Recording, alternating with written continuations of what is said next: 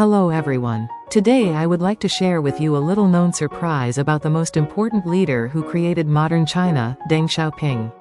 How was he able to change the destiny of 1.3 billion people with a height of only 150 centimeters? And what is the surprising truth behind his life? If you watch until the end, you will surely discover something new. How did a boy born in 1904 to a wealthy landowning family in Sichuan province become a leader who reformed China? In fact, there are many interesting episodes in his life that are not found in textbooks. In this issue, we will explore the unknown true face of Deng Xiaoping through 5 surprising facts. In particular, the third fact may be an important discovery that many historians have overlooked. Let us begin. Chapter 1: A revolutionary in Paris. In fact, Deng Xiaoping's path as a revolutionary began, not surprisingly, at the Renault automobile factory in Paris. In the 1920s, at the age of 16, he traveled alone to France as a working student in search of a better education. In Paris at that time, he preferred to eat in the same cafeteria as the factory workers rather than fine French cuisine. In fact, during this period, he lived in astonishing poverty. The cost of a meal a day was only 2 francs.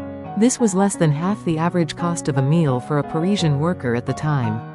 However, his thirst for knowledge was undiminished by his poverty. Remarkably, he was also a master at crossword puzzles. Every day on the train to work, he solved French crossword puzzles. This became the basis for his later language skills.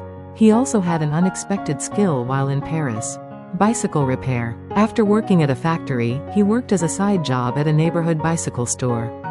This experience led to his later, practice-oriented, approach. Even more interesting is the theater circle of Chinese students he joined during this period. They were engaged in activities to express Marxist ideas through theater, and Deng preferred to work mainly behind the scenes. It is said that this experience influenced his later, backstage-oriented, political style. Marxism was not the only thing he learned during this period. France's efficient factory management system and practical approach would later have a major influence on China's reform and open-door policies. In particular, he showed a strong interest in quality control systems and worker skill training programs. Chapter 2: From Disappointment to Revival. During the Cultural Revolution, Deng lost his position twice. What many people do not know is that during this period he worked as a common laborer in a military factory in Jiangxi province. At the factory, he worked as a tractor repairman. In fact, one of the tractors he repaired during this period is still kept in a museum in Jiangxi province. But even more remarkable was his spiritual strength during this period. At the time, his son was thrown down by the Red Guards and paralyzed in the lower half of his body, his eldest son was imprisoned, and his wife was sent to another factory. However, Deng never lost hope. Every day, as he worked silently at the factory, he continued to think about the future of China. What is particularly interesting is the secret book club he held during this period. He would secretly read and discuss books on economics and science with his colleagues at the factory. In particular, there is testimony that he studied Adam Smith's The Wealth of Nations and Friedrich List's The National System of Political Economy with great enthusiasm. He also had some unexpected supporters during his downfall. They were the cooks at the local factory cafeteria. They specially prepared Deng's favorite dish, Dan Dan noodles, and secretly served it to him.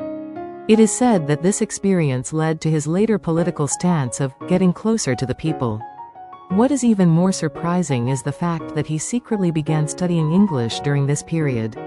He believed that, in order to face the world in the future, I would need to speak English. In fact, his language skills became a major weapon in the reform and open-door policies that followed. During this difficult period, there was a phrase that he always used to say: "Even in the darkness, there will always be light." He always said, even in the darkness, you can always see the light. This experience later led to his famous theory that practice is the only criterion for verifying truth. Chapter 3: Unexpected Hobbies and Humanity. In fact, Deng Xiaoping had hobbies that many people did not know about. One of them is bridge. He was an avid bridge player and always made time for bridge every Sunday. Of particular interest was his method of finding talent through bridge. It is said that he invited young executives to play bridge with him and observed their strategic thinking skills. In fact, it is a fact that many of the executives who later went on to important posts were Deng's bridge buddies. He also had a surprisingly sweet tooth. In particular, he loved the Sichuan cuisine of tan dan dan noodles and apricot bean curd. Even after official meetings, he always ordered dessert. In fact, there was a profound reason for this sweet tooth aspect. He later told his family that it was because he lived in poverty while studying in Paris and had few opportunities to eat sweet foods. Even more surprising is his morning routine.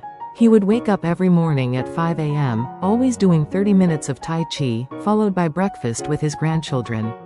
What is particularly interesting is how he spent this breakfast time. Before making any political decisions, he always had a meal with his family to hear their opinions. He said he especially valued the opinions of his teenage grandchildren. His theory was that, by seeing the world through the eyes of young people, we can make new discoveries. He also had another unexpected hobby. It is tinkering with machines. In particular, he was passionate about repairing watches. He always kept a set of precision screwdrivers in his office, and in his spare time he would disassemble and repair old watches. This spirit of taking good care of things would later be reflected in his economic policies. In addition, the Deng had an interesting custom. Before important meetings, he always carried a good luck charm with him. It was an old pocket watch he had used during his Parisian days. Although the watch was not accurate, he kept it in a safe place to remember his first love, he said. Chapter 4. Behind the scenes of reform and opening up. In initiating the policy of reform and opening up, Deng had an extremely interesting way of making decisions. He had the party committees in each region secretly set up experimental zones to test various economic reforms. Particularly noteworthy is the process of establishing the Shenzhen Special Economic Zone. The reason for choosing a small fishing village on the border with Hong Kong at the time was a practical decision. If it fails, it will not stand out. However, this decision would later become the driving force behind the Chinese economic miracle. In fact, there was an interesting episode in choosing Shenzhen. At the time, a city near Shanghai was mentioned as a more promising candidate. However, Deng insisted that reform should start from an inconspicuous place. It is said that he used the analogy that, when a cook makes a prototype of a new dish, he first cooks it in a small pot, as his reason. He also left the famous phrase, "cross the river while exploring the stones," as he proceeded with his reforms, but this phrase actually has a continuation. In fact, there is more to this phrase, but be sure to cross with a rope so that you don't drown. This rope specifically refers to the following 3 safety measures. The first is to provide a test period for each reform proposal. Second, there should always be more than one option. The third was to prepare in advance an exit plan in case of failure. This cautious yet bold approach to reform would later be studied in many countries as the Deng Xiaoping method. Even more interesting is his unique method of gathering information when pursuing reform and open-door policies.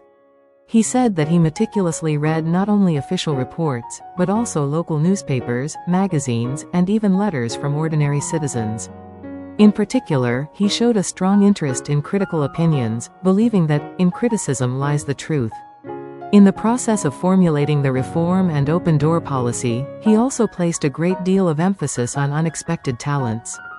He also used unexpected people in the process of formulating the reform and opening up policies, businessmen who had experienced failure abroad. His theory was that learning from failure is the key to real reform. How was it? If you liked this video, please like and subscribe to our channel. See you again in the next video.